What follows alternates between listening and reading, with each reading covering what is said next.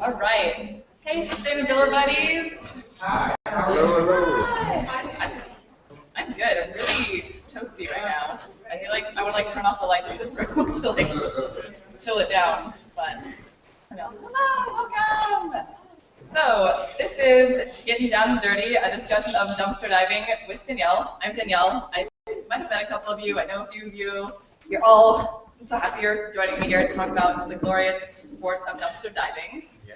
So just, I don't know, I want to talk a little bit about my experiences with dumpster diving, kind of the nitty-gritty, like how-to and what's done typically, but I really want to hear anyone else's experiences. I want this to be a discussion. I just want to like bring up this topic that I think a lot of us know a little bit about or heard about or do ourselves and just, yeah, hang it out. And maybe we can have a field trip later if we finish early. Maybe we can supplement dinner a little bit, but it should be fine. Okay, so I just want to start with a little show of hands. Who has dumpster dived before? Oh, dang. We're going to have a spirited discussion. I'm very excited. Okay, so, and with that, so is there anyone who hasn't before? And who's, all right, awesome. Well, you're going to win a lot, I think. Okay, so I'm starting with, well, you can't really see these pictures super well, but this is a still from a documentary called Dive, which is made by this guy named Jeremy and kind of chronicles his journeys through the dumpsters of Trader Joe's and how he just feeds his entire family with this dumpster. And it's a really interesting look at like both his interactions with the dumpster and what kind of things he's found out, and also him trying to stop dumpster diving at the source and stop the food waste at the source, namely Trader Joe's, and working with food banks. And it's definitely something important that we're going to get into later. And that's our good friend Austin the Grouch, who seems to carve out a great living in trash cans. So, yeah, we can go with him. So, dumpster diving 101. Just some basic things. Why do we do it? Who does it? Where do we do it? What about safety? And is it legal? Which I think is a question we've all kind of toyed with and probably ignored and then thought about a little later. But that's kind of what we're going to touch on. So, why dumpster dive? For those of you who dive, why'd you do it? Free food. Free food!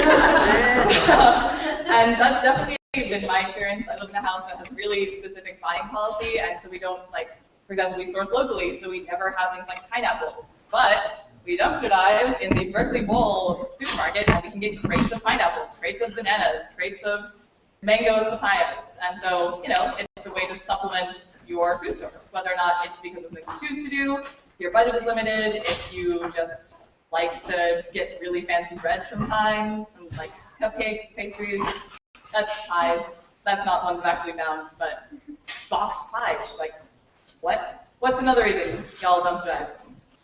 Straight up fun. Straight up fun. I actually didn't have that, but that's really true. It's really awesome to dumpster dive. It's like, do you want to tell us how is it fun? Well, I was really little, so it was kind of a dead, but I was looking in the dumpster for something I had thrown away earlier, and I found like all of these toys, like tricycles, almost broken, but still wasn't broken, perfect. Dang. That's awesome. Yeah. Beyond food. So one of the reasons that at least I am very keen on for dumpster diving is sustainability. So I care a lot about food. Food is my major. I'm a nutricide major. I work a lot here on campus with the Food Collective, with a group called The Local, and just bringing good food to campus and like trying to get students and the whole community eating healthier.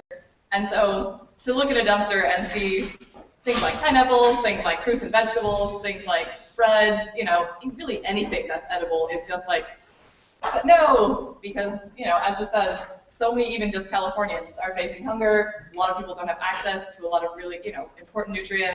Fruits and vegetables can be a really big challenge for people to come across. So then to find it in the trash from a provider is, you know, is pretty, as great as it is when you're dumpster diving, when you're looking for that kind of stuff, to have for yourself, it can be really like, oh my gosh, this is here. Why is it here? It's, you know, it should be feeding people who need it. So that's, you know, just more on the why.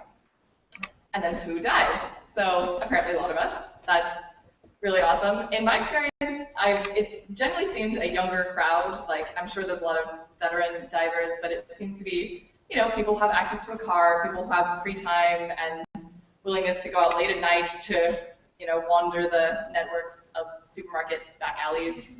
And yeah, so it's a kind of specific demographic as far as I've seen. Does anyone know of, like, I don't know, grandparents that dumpster dive, or like neighbors? So yeah, and so I thought this picture is pretty cool. It's like a prominent newscaster, I think, that was just peeking at a dumpster and someone got a picture of him. And this is a girl online, I found this picture, but with her haul from a Trader Joe's, which is, that's your grocery shopping for at least like a month, I would hope. So, hold on, who? And then how to. So who has a something they do when they're preparing for dumpster dive? What's something when you know you want to go, when you want to find something, what do you do? Get dirty shoes. Get dirty shoes. You do not want to be wearing your finest attire when you're swimming in the trash. Yes. Anyone else? What's something you do? Gloves. Gloves? Gloves. Yes, I completely agree. I myself am not one that climbs the dumpster. Usually I try to go for things on the top, but there's a girl in my co-op who just like leaps. She just is in it, and major props. And someone else has something else? Headlamp.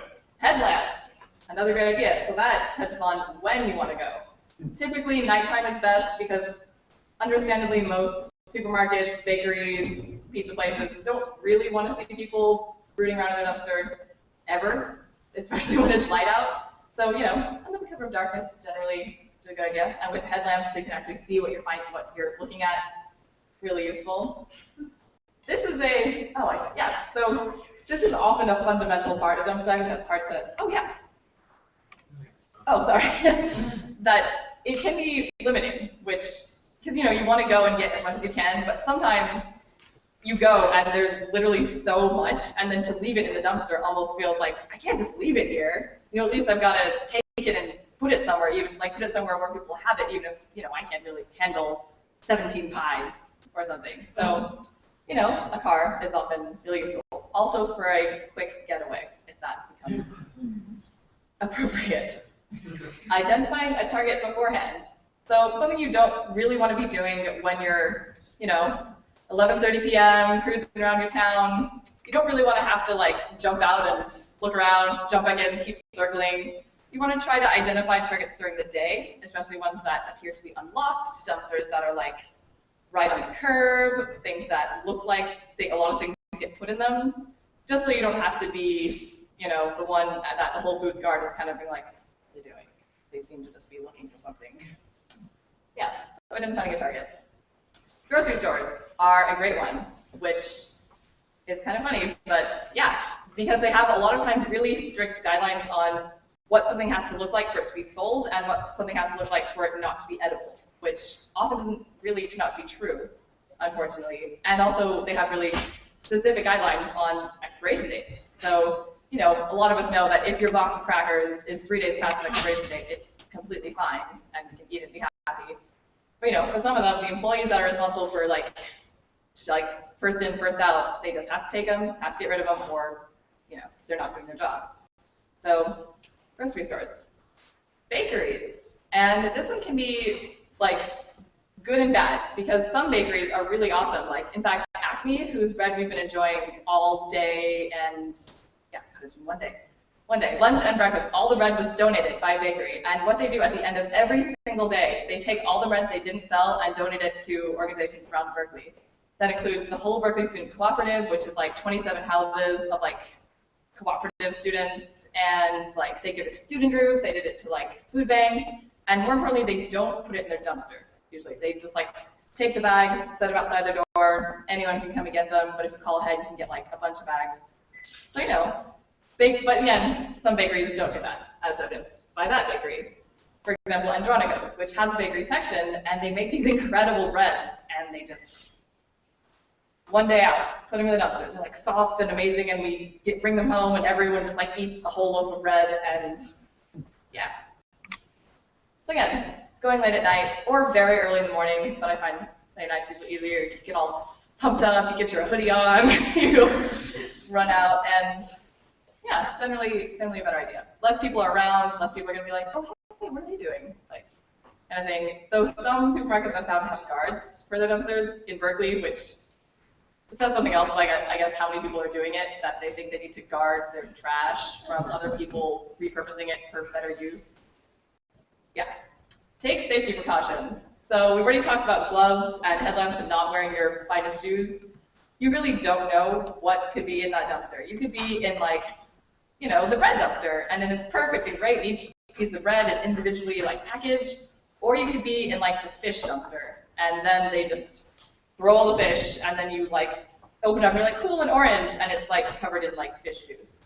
So again, so that's, you know, one of the main things that people shy away from for dumpstering is that, you know, contamination. You don't know if it's going to be meat, because, you know, if meat's thrown away, it's usually a good idea to stay away from it.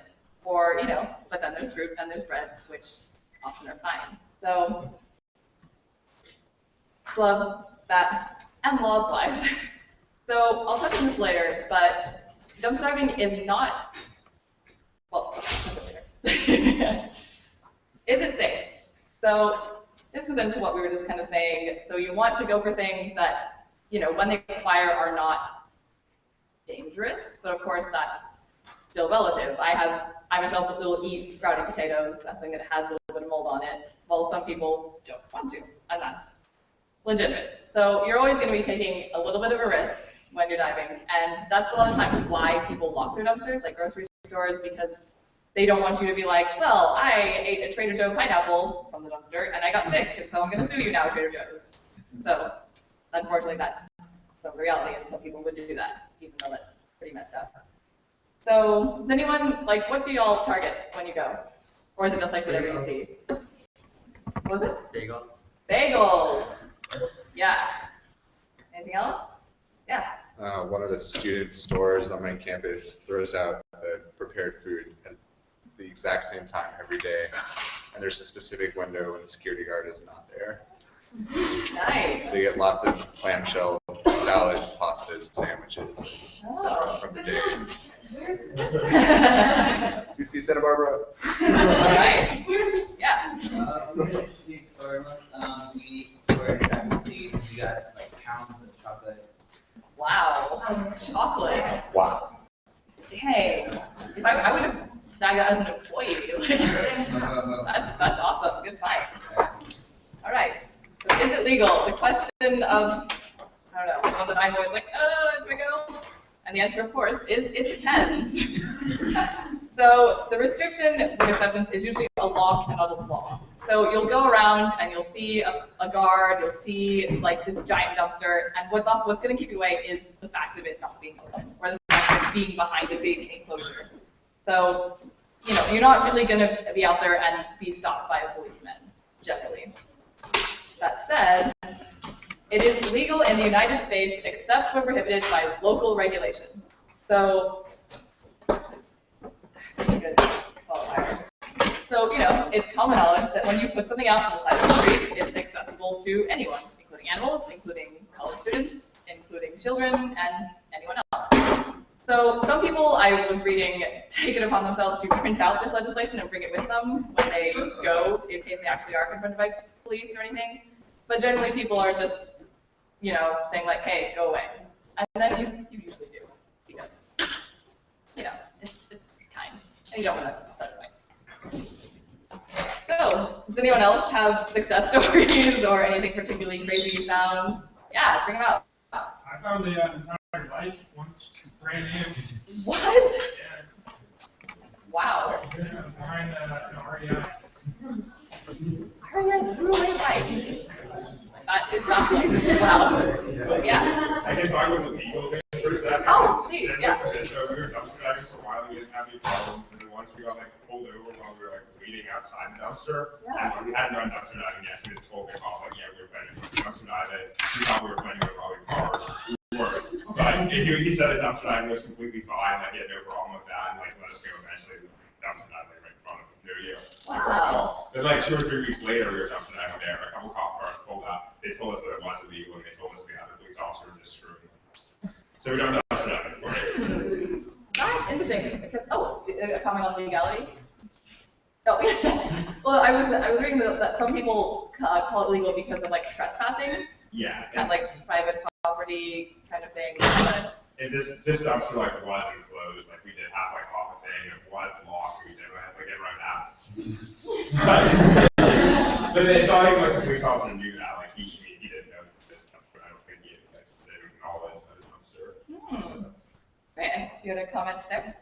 Oh, yeah, just, UC Davis at the end of the quarter, I don't know if you guys go to UC Davis, but they have giant, like, what do they call it, like, almost like train car size, like, bins, where they put, like, furniture and couches and all kinds of things and clothes, and it's Is this like collected from students? yeah, students just don't want stuff, and they just dump it, whereas in Santa Barbara, I guess they burn couches, which is cool. I don't know, that's not just rude. No one likes that. I mean, yeah, it's a little.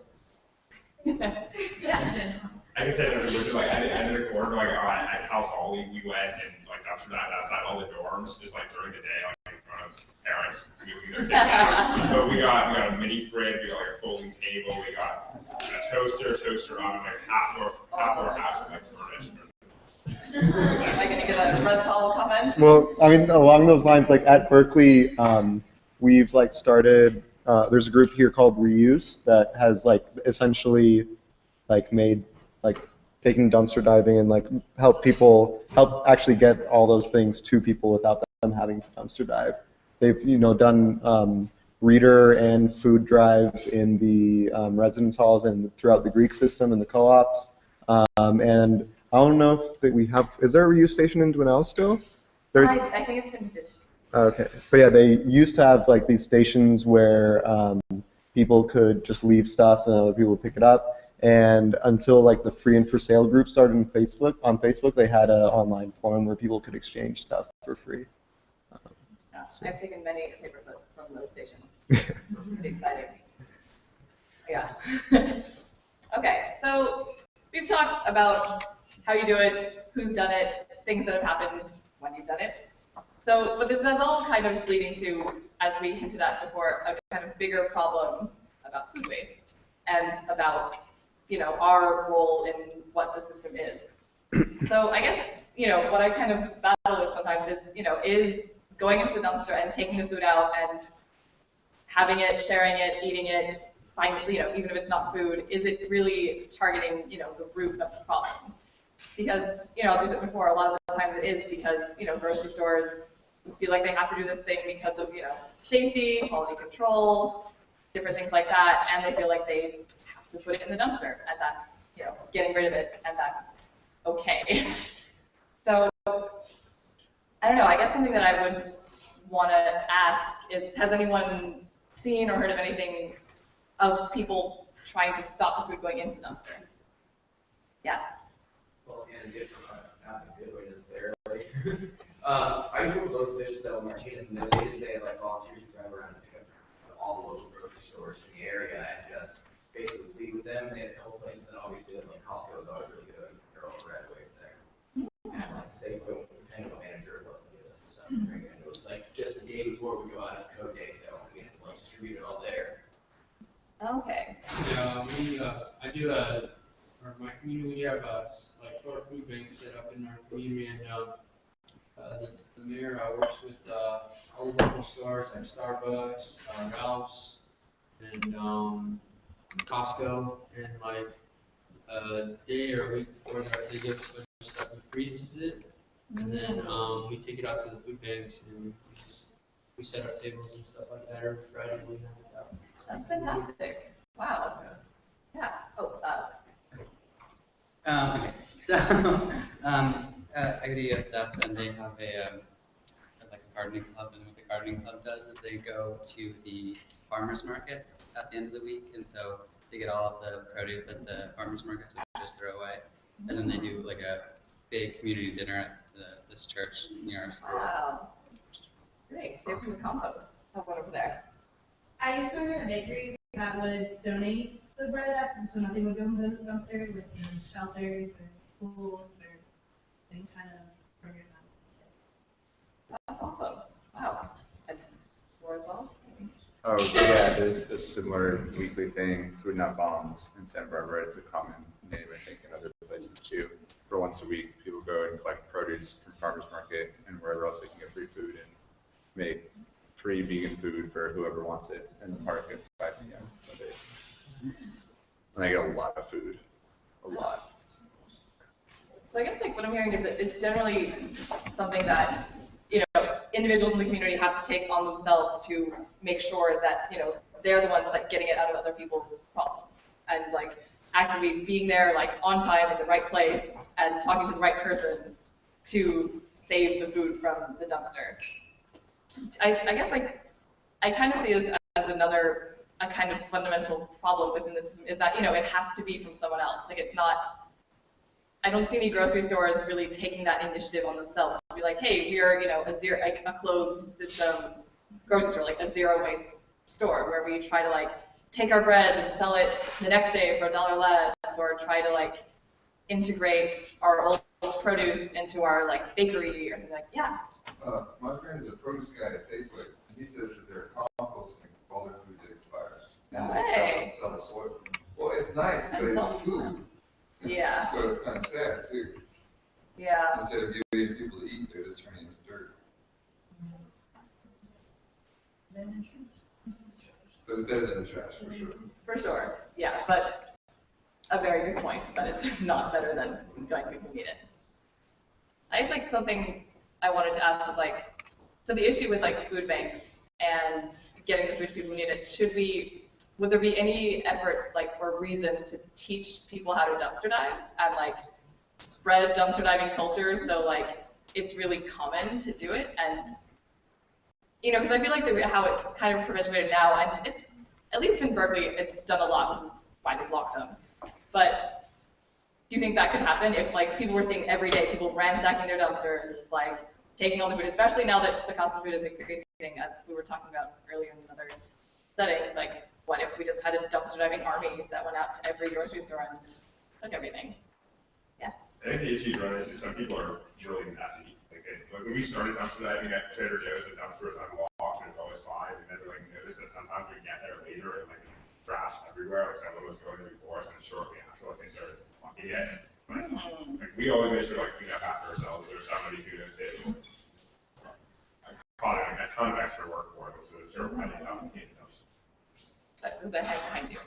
I think there's a fine line there because if you consider breaking a law or a local ordinance something that is unethical, then maybe not. But if you differentiate, laws are not always ethical. I can break them without being unethical. Then I think it's kind of acceptable.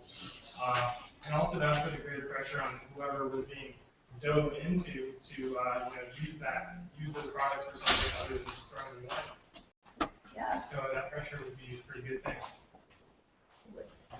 So one concern a lot of people have that aren't involved in this culture with people going through garbage and dumpsters is identity theft, and there's a lot of personal information that goes into the trash, and a lot of people don't necessarily shred that, and a lot of people feel uncomfortable when anyone could be going through that. So that's just something to be concerned about or to be vigilant of. Yeah, good point. Yeah. Yeah, can you quickly define food bank and food co-op and the differences between them? Oh, yeah, or at least I can definitely speak to co-op. So at least what the Berkeley co-ops are, they're cooperative houses. So it's essentially like a lot of people, my house is about 60 people, and we all share space. Like it's like common space, everyone does chores every week to keep like 5 hours of work to keep the house going. We buy collectively as a house to like get the food that we want to, and we split it all between us. So like your food is included with your rent, and it's just a kind of way to like build a community around a house, like where everyone's invested in the space to keep it functional and keep it safe and accessible and a good place to be. And that's how I understand my house. As far as like food bank, I understand it as a place where supermarkets and other larger industrial places can donate their food where it will be stored in like a warehouse, like things like canned soup, like things that won't expire in a hurry, or sometimes things it will, where people can come who do need solid food and can come and take it for free. Does anyone want to add to that? Well, what about the like food co-ops that are just like stores? That are just... Oh, I mean, I guess I could speak to the Berkeley Student Food Collective. And what they do, they actually do a really good like closed system. Similar thing, they're a nonprofit, they buy in bulk, produce, stock, everything.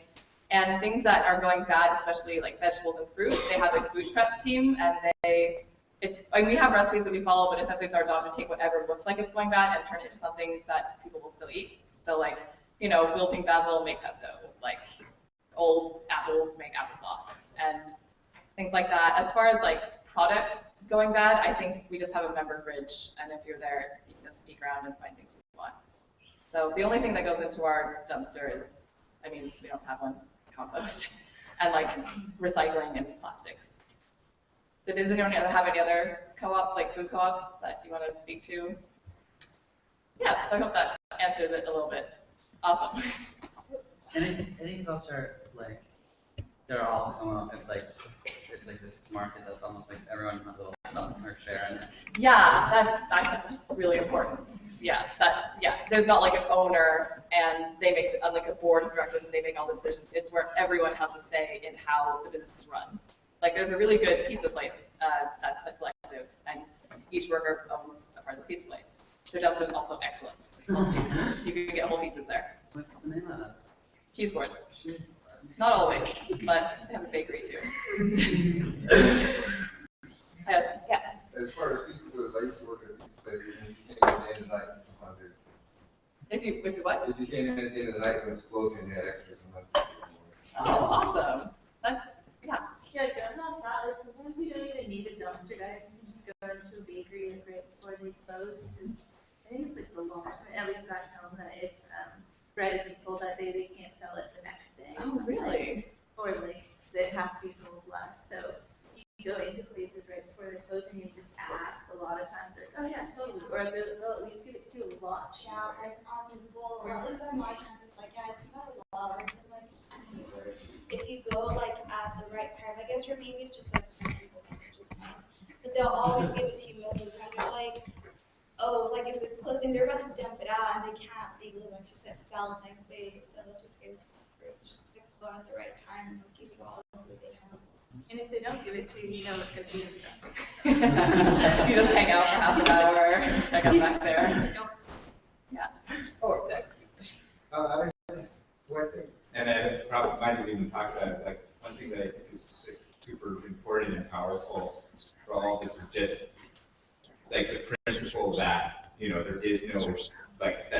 there is no such thing as trash, there is no such thing as garbage, and like when these questions is it okay for the food to be turned into compost and stuff, like once you eliminate the category of trash and garbage, you've won so many battles, and and it's like the same thing. There are no people who are trash and garbage, and it's really important principle.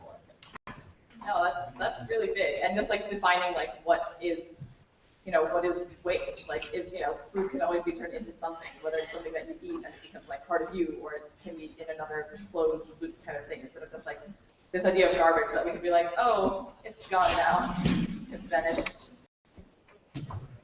Yeah, I'm gonna see what else I have here. Oh, so we talked about a lot of these solutions, like redefining waste, pushing grocery chains, using grocery things, selling older produce for less. I think one thing that I think is really difficult, that at least they struggled with in a couple of cases I've heard, is that these larger scale operations that don't have that flexibility to be like, oh yeah, take this, like that's I like you, you're here every week, like I'm dealing with something that has to come from like the top down versus like the bottom up. If that makes sense.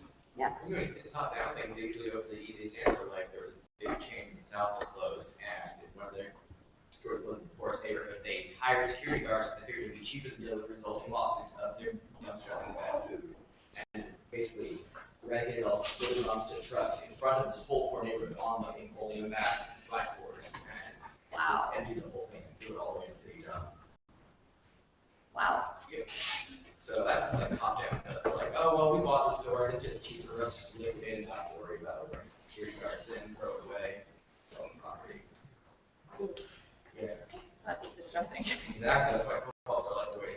We're being the same, we can steal them, like that, we're just. That is like, yeah. I'm not invested, but how do you exactly put pressure on grocery chains to make change in their stores? What acts can you use to accomplish that? What Other acts? than filling out note cards in the store. In the comment cards. Well, at least the documentary I watched, the gentleman wrote a letter to the CEO of Trader Joe's every day. Oh, yeah, I saw that. Yeah. So, and I don't think that really got farther than stop sending me letters. I got the idea. Has anyone tried this before, or like, yeah? My friends were boycotting a store, and they would go in and fill up the grocery carts with groceries and then just leave them. So they had to put them all back. Oh. Or would they take some of the cards and throw it all away? Yeah. It's not much food, but does anybody know of Beth Terry, a woman who, she is a blogger, and her blog is called My Plastic Free Life. And, just, she wrote a book, it's like this practical, step-by-step thing you can do to use less plastic. And she said that she would always fly on Virgin Airlines, and she really liked Virgin Airlines, and she's thinking, how can I get them to use less plastic? Like, it's such this big, company, there's no way they're ever gonna listen to me. And so she wasn't that much, she wasn't that popular of a blogger at the time, but her other friend was. And so she wrote a letter to Virgin, the CEO, a few times, and then got all her blogger friends to post that on the internet and made it go viral that way. And she actually got a meeting with, whatever his name is, the CEO, and, he actually had her help him practically, reduce the plastic on her flights. So that's incredible. Yeah. I want to do her. Wow, so social media are best friends. Anyone else have any? I think there was another idea.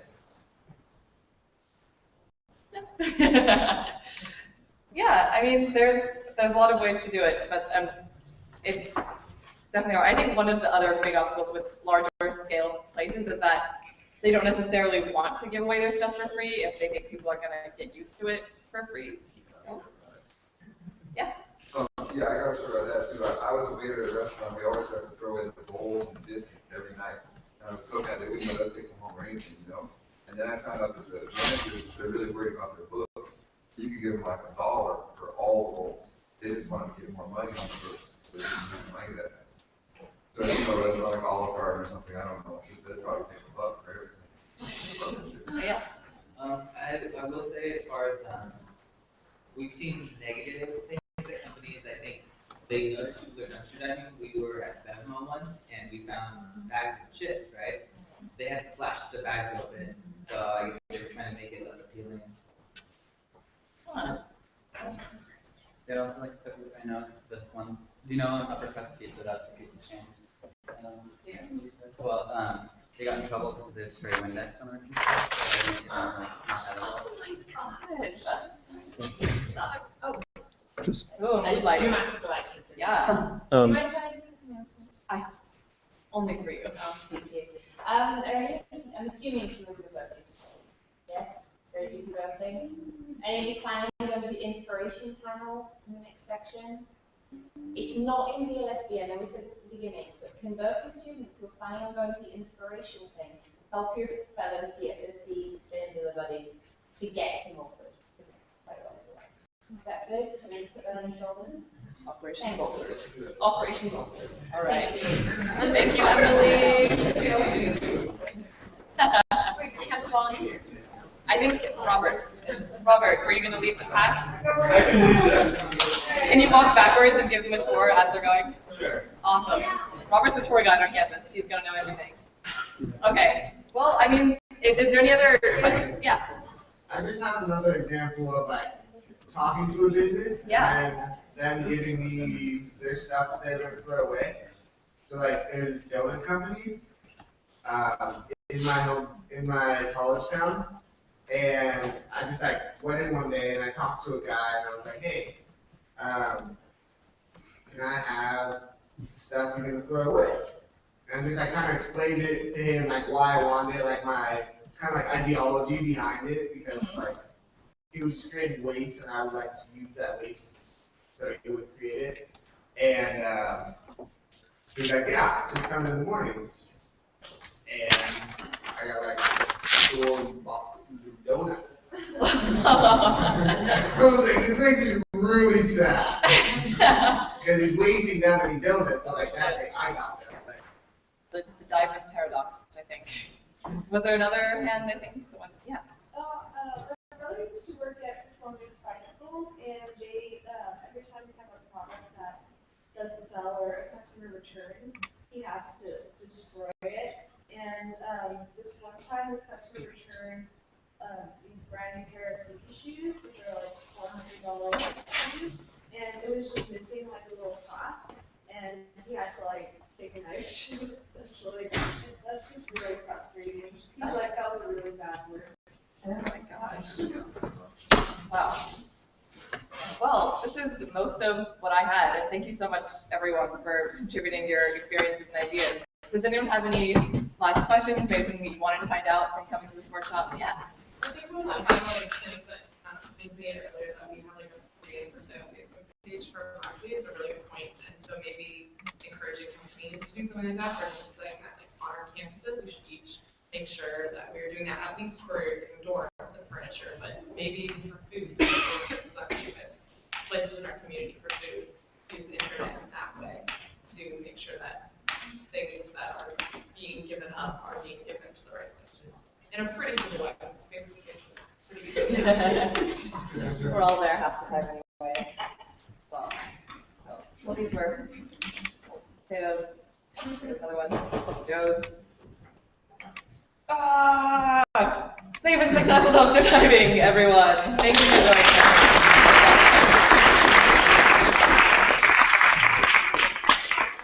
We have resources.